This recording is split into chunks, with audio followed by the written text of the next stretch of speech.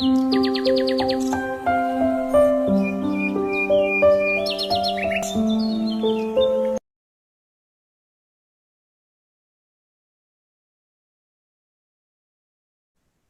എന്നുള്ള വാക്ക് കേൾക്കുമ്പോ എന്റെ മനസ്സില് പെട്ടെന്ന് വരുന്ന ഒരു ഒരു വിശുദ്ധനാണ് വിശുദ്ധ മാർട്ടിൻ ഡി പോറസ്. ഒരുപക്ഷെ നിങ്ങൾ കേട്ടിട്ടുണ്ടാവും.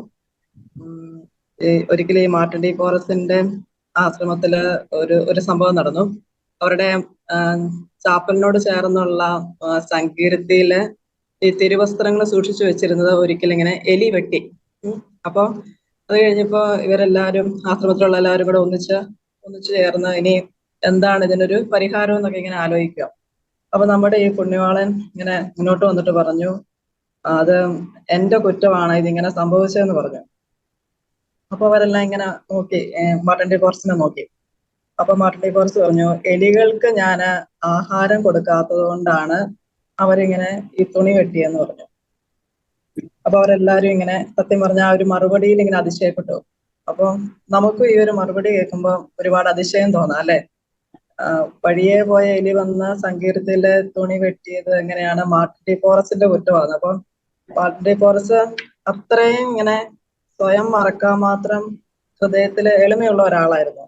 അപ്പൊ ഞാൻ എപ്പോഴും ഇങ്ങനെ ഈ എളിമ എന്നുള്ളൊരു 3 അക്ഷരം കേൾക്കുമ്പോൾ ഈ ഒരു വിശുദ്ധന്റെ മാധ്യസ്ഥം തേടിയാണ് പ്രാർത്ഥിക്കുന്നത്. അപ്പൊ ഈ വചനത്തിൽ പറയുന്നുണ്ടല്ലോ, ദൈവം അഹങ്കാരികളെ എതിർക്കുകയും എളിമയുള്ളവർക്ക് കൃപ കൊടുക്കുകയും ചെയ്യുന്നു.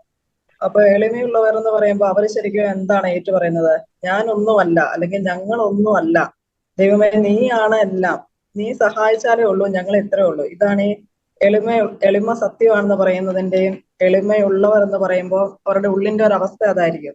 അപ്പോ എനിക്ക് തോന്നുന്നു എളിമപ്പെടുക എന്ന് പറയുന്നതായിരിക്കും, അതിന് പറ്റുക എന്ന് പറയുന്നതായിരിക്കും ഒരുപക്ഷെ നമ്മുടെ ജീവിതത്തിലെ ഏറ്റവും വലിയ വിജയം. ഈ ഏശയ്യാ പ്രവാചകന്റെ പുസ്തകത്തില് ഒരു വചനം ഉണ്ടല്ലോ, 66:2. അതായത് ദൈവം അതായത് ആത്മാവിൽ എളിമയും അനുതാപവും ഉണ്ടായിരിക്കുകയും എന്റെ വചനം കേൾക്കുമ്പോൾ വിറയ്ക്കുകയും ചെയ്യുന്നവനെയാണ് ഞാൻ കടാക്ഷിക്കുന്നത്. അപ്പൊ ഈശോയുടെ അനുഗ്രഹം പ്രാപിക്കാൻ ഏറ്റവും എളുപ്പമുള്ള വഴിയാണ്. പക്ഷെ നമുക്ക് നമ്മുടെ ആത്മാവിലേക്ക് നോക്കുമ്പോൾ നമുക്ക് വളരെ ബുദ്ധിമുട്ടുള്ള ഒരു വഴിയായിട്ട് തോന്നുന്ന ഒരു വഴിയാണ് എളിമയുടെ വഴി.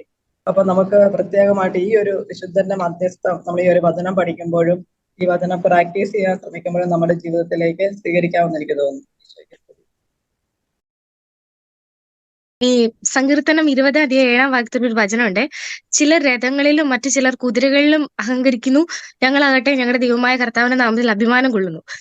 അപ്പൊ ഈ പറയുന്ന പോലെ നമ്മുടെ ജീവിതത്തിലെ ഈ പറയുന്ന ലൗകികമായ നമ്മുടെ നേട്ടങ്ങൾ വരുമ്പോൾ നമ്മള് മീൻസ് എല്ലാം ഇപ്പൊ ആശയം കുറച്ചു മുന്നേ പറഞ്ഞ പോലെ എല്ലാം ദാനമായി കിട്ടി, അതായത് എന്റെ ദൈവം തന്നു എന്ന് പറയുന്ന ആ ഒരു സംഭവം ഉണ്ടല്ലോ, അതാണ് ശരിക്കും എളിമ എന്ന് പറഞ്ഞാൽ. കർത്താവിൽ അഭിമാനിക്കുന്നതാണ് ശരിക്കും എളിമ എന്ന് പറഞ്ഞു കഴിഞ്ഞാൽ.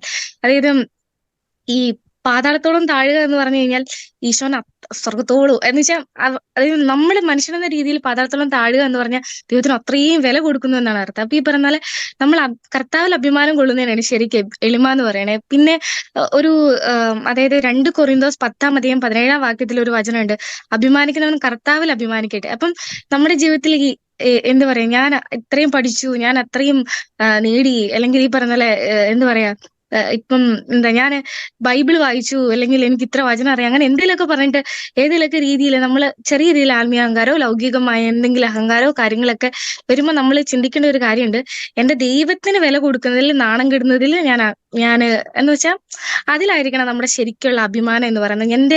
അതായത് ഞാൻ കർത്താവിന് കൊടുക്കുന്ന ഒരു മറ്റുള്ള ഈ റോമ 8:35 പറയുന്നില്ല, ക്രിസ്തുവിന്റെ സ്നേഹത്തിന് ആരെന്നെ വേർപെടുത്തും, ക്ലേശമോ ദുരിതമോ പീഡനമോ പട്ടിണിയോ നഗ്നതയോ ആപത്തോ വാളെന്ന് പറഞ്ഞിട്ട് പൗലോസ്ലീഹ ഇങ്ങനെ പറയുന്നുണ്ട് എങ്കിൽ ഈ പറയുന്ന പോലെ അത് പൗലോസിന്റെ എളിമയെന്ന് പറയുന്നത് ആ ഒരു നാണംകെടല്, കർത്താവിന് വേണ്ടിയുള്ള നാണംകെടൽ, ഇതൊക്കെ അത്രത്തോളം താന്നു കൊടുക്കുക പൗലോസ്ലീഹ.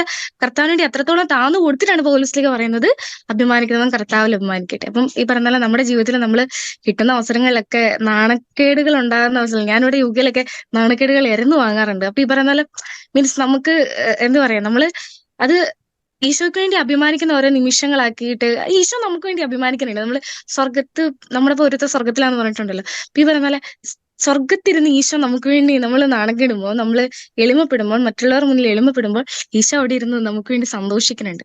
ഇത്രേ ഉള്ളൂ.